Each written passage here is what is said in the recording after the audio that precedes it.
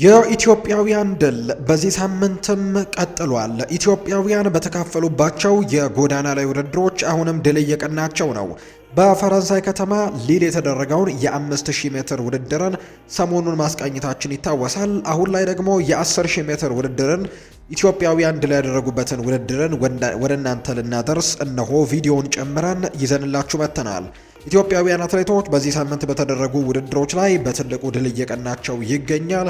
በተለይ በጎዳና ላይ ውድድሮች የተለያዩ ኢትዮጵያውያን አትሌቶች ተሳትፎችን እያደረጉ የተለያዩ ጥሩ የሚባሉ ውጤቶችን አምጥተዋል። በፈረንሳይ ሊል በተደረገ የሴቶች የ5000 ሜትር ውድድር ኢትዮጵያውያን አትሌቶች ከአንደኛ እስከ 3ኛ ደረጃ ድረስ ይዘው በማጠናቀቅ አረንጓዴ ጎርፉን በፈረንሳይ ሊል መድገማቸው ይታወሳል። ሌላኛው ኢትዮጵያዊ አትሌት ሀይሩ በርጂጋ ደግሞ እንዲሁ በሊል በተደረገው የ10000 ሜትር ውድድሩን በአንደኝነት አጠናቋል። እሱን ቪዲዮና ከውድድሩ ጋር የተያዙ አንዳንድ ጉዳዮችን ወደ እናንተ እያደረስን ቆይታን እናደርጋለን። እስከ ፕሮግራማችን ፍጻሜ አብራችሁ ይቆዩ። ይህ አዲስ አትሌቲክስ ነው። ኢትዮጵያውያን አትሌቶች በተለያዩ ርቀቶች ላይ የሚያስመዘግቧቸውን አንጸባራቂ ድሎችን እየተከታተለን ወደ እናንተ የምናደርስበት ፕሮግራማችን። እስከ ፕሮግራማችን ፍጻሜ አብራችሁኝ እንድትቆዩ በአክብሮት ጋብዛለሁ። ቪዲዮንም ጭምር አካተናል። አብራችሁኝ ቆዩ። 네, 김은미 선수 같은 경우는 이번 대구 마라톤에서 또 한 번 기량에 올라오는 모습을 보여줬거든요. በዚህ ሳምንት በፈረንሳዋ ከተማ ሊል በተደረገ የተለያዩ ውድድሮች ኢትዮጵያውያን አትሌቶች ውድድሩን በበላይነት ተቆጣጥረውታል። ሰሞኑን በነበረው ፕሮግራማችን በ5000 ሜትር በወንዶቹም በሴቶቹም ኢትዮጵያውያን አትሌቶች ጥሩ የሚባሉ ውጤቶችን ማምጣታቸውን ገልጸንላችሁ ነበር። አሁን ደግሞ በ10000 ሜትር ኢትዮጵያውያን አትሌቶች አንጸባራቂ ውጤቶችን ያመጡበት ውድድርን ነው ምንቃኘው። በ10000 ሜትር የወንዶቹ ውድድር ኢትዮጵያዊው አትሌት ሀይሪ በጂጋም ይህንን ውድድር በበላይነት ተቆጣጥሮታል። የሊል የ10 ኪሎ ሜትር የጎዳና ላይ ሩጫ ውድድር ሲደረግ በኢትዮጵያዊው ጀግና አትሌት ሀይሪ በጂጋ በበላይነት ተጠናቋል።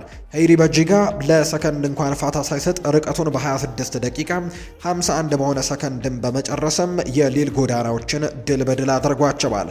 ሀይሪ ጠንካራ ተፎካካሪ ኬንያውያን ላባን ኪፕቱን እንዲሁ ደግሞ ሌሎችንም ኬንያውያን አትሌቶችን በመቅደም ነው የድል ባንዲራውንም የኢትዮጵያን ባንዲራን ጭምር ከፍ አድርጎ ማጠናቀቅ የቻለው። በአጠቃላይ በውድድሩ ላይ ሀይሪ በጂጋ ከኢትዮጵያ በ26 ደቂቃ ከ51 በአንደኝነት ሲያጠናቅቅ፣ ሌላኛው ኬንያዊ ተወዳዳሪ የሆነው ደግሞ ሌባን ኪፕቱ ሁለተኛ ደረጃን ይዞ አጠናቋል። 26 ከ59 የገባበት ሰዓት ነው። ሌላኛው ኪፕሳንግ ኮኖር ደግሞ ሶስተኛ ደረጃን ይዞ አጠናቋል። ኬንያዊው አትሌት 27 ደቂቃ ከ06 የፈጀበት ሰዓት ነው። ሌላኛው ኪምቦይ የተባለው ኬንያዊ አትሌትም ኬንያውያን አትሌቶችን አስከትሎ ነው ኢትዮጵያዊው አትሌት ያሸነፈው። አራተኛ ደረጃን ይዞ ያጠናቀቀው ኪምቦይ 27 ደቂቃ ከ12 የገባበት ሰዓት ነው። ሌላኛው ኢትዮጵያዊ አትሌት የተሳተፈው ደግሞ ለሚተሾመ ነበር። ለሚተሾመ ውድድሩን በስድስተኛነት ነው ያጠናቀቀው 27 ከ17 የፈጀበት ሰዓት ነው። ሌላኛው አብርሃ ገብሩ ደግሞ 9ኛ ደረጃን ይዞ አጠናቋል። ከኢትዮጵያ 27 ከ31 የገባበት ሰዓት ነው።